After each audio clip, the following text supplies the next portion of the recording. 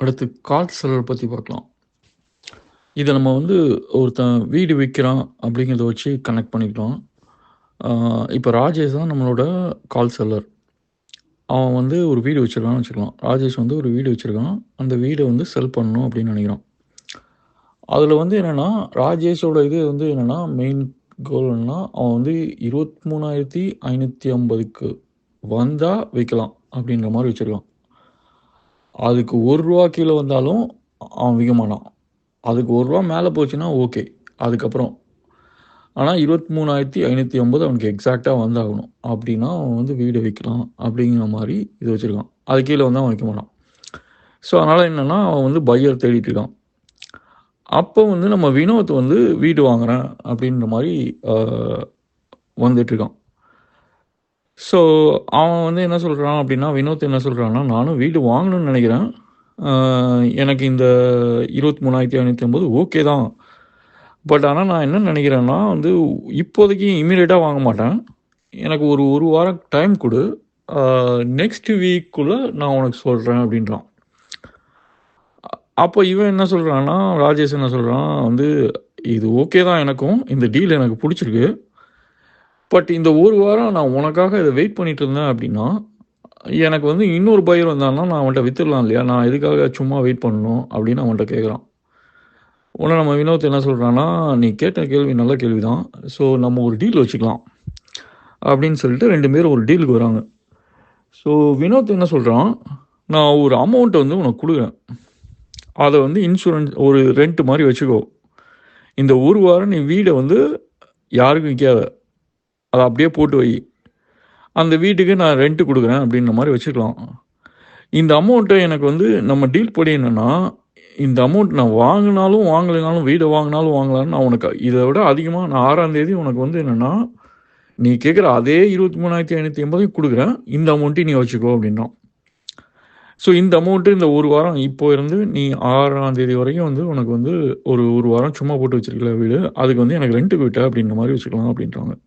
இது என்ன கான்செப்ட்னா rent to own அப்படின்ற மாரி நெறையா கேள்விப்பட்டிருப்பீங்க. கொஞ்ச நாள் ரென்ட் இருப்பாங்க. அதுக்கப்புறம் வந்து அதே வீட வாங்குவாங்க. அந்த மாரி இருக்கும் இல்லையா? ஸோ அந்த மாரி கத. இது வந்து அ இது எதனால வந்து வினோத் ஏன் இப்படி சொல்றான் அப்படின்னா, இவங்ககிட்ட தான் பணம் இருக்குல்லப்பா இவங்ககிட்ட வாங்கிட்டு போவாங்கல்ல. எதுக்கு தேவையில்லாம வந்து ரென்ட் வேற குடுத்துட்டு உட்காந்துருக்கான் அப்படிங்கிற மாரி நெனைக்கலாம். ஸோ வினோத்தோட பாயிண்ட் ஆஃப் வியூ என்னன்னா, அடுத்த வாரம் வந்து ஒரு பட்ஜெட் இருக்கு. வீடு விலை மேல போகுமா? கீழ போகுமா? தெர்ல. ஸோ இப்பயே நான் வீட இவங்ககிட்ட இருந்து வாங்கிட்டேன் அப்படின்னா, ஆ அது வந்து வேஸ்ட்டு. ஸோ அதனால இந்த மாரி வீடு ஒரு மாரி இது போட்டு வச்சிருக்கான். வந்து ஒரு கான்ட்ராக்ட் போடுறான்.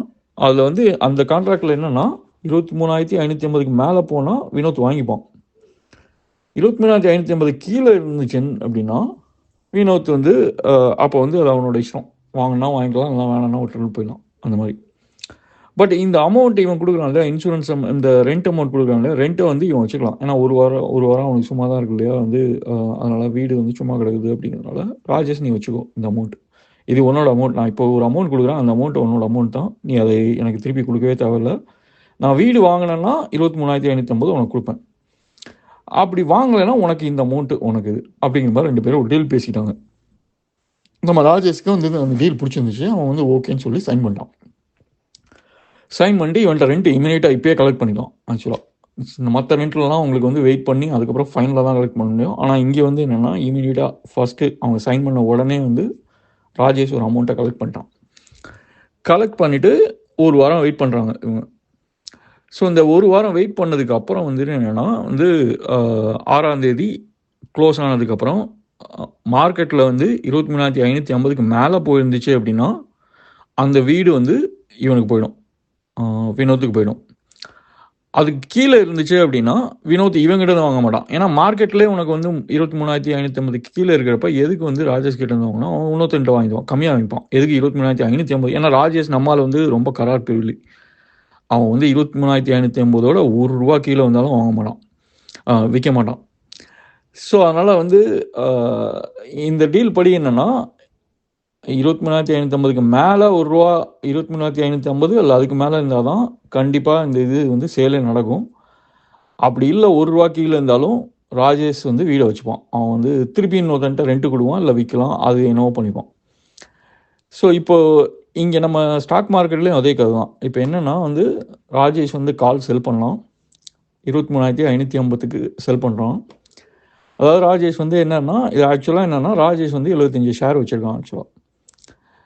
ஸோ அந்த ஷேரை விற்கணும்னு பார்க்குறான். அது வந்து விற்கிறது எவ்வளோக்கு விற்கலாம்னு நினைக்கிறான் அப்படின்னா, 23,550க்கு வந்தால் நான் விற்கிறேன்ப்பா, அதுக்கு கீழே ₹1 வந்தாலும் நான் விற்கிறது மாதிரி ஐடியா இல்லை அப்படிங்கிற மாதிரி சொல்லிட்டு ஒருத்தர் பையரை தேடுறான்.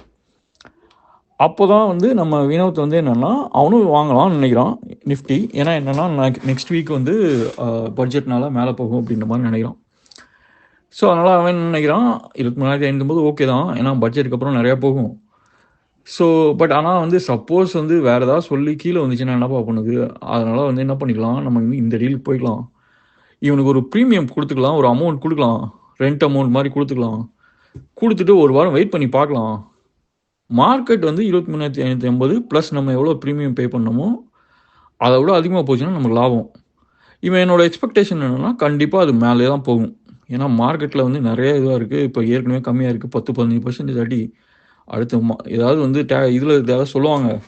ஸோ அதனால் வந்து கண்டிப்பாக மேலே போகும். நம்ம வந்து இந்த மாதிரி ஒரு கால் ஆப்ஷனை பை பண்ணி வச்சுக்கலாம் அப்படின்ற மாதிரி இவன் வந்து வினோத் என்னென்னா ஒரு இதை பை பண்ணி வச்சுக்கிறான். அவனுக்கு என்னென்னா வந்து எனக்கு இதுவே போதும்பா, வந்து இப்போயே நான் யாராவது கொடுத்தா கூட செல் பண்ணலான்னு நான் நினச்சேன். பட் அதே நேரத்தில் வந்து இவன் வேறு வந்து இது ரெண்ட் மாதிரி கொடுக்குறாங்கன்னா, ஸோ வந்து சும்மா வர்ற பணத்தை ஏன் விடுவானே, ஒரு வாரம் சும்மா வெயிட் பண்ணிவிட்டு நம்ம வச்சுக்கலாம். ஆனால் அது கீழே போனால் எனக்கு ஒன்றும் பிரச்சனை இல்லை. நான் வந்து நிஃப்டி தானே, நிஃப்டி எப்படி இருந்தாலும் திருப்பியும் மேலே போகும்.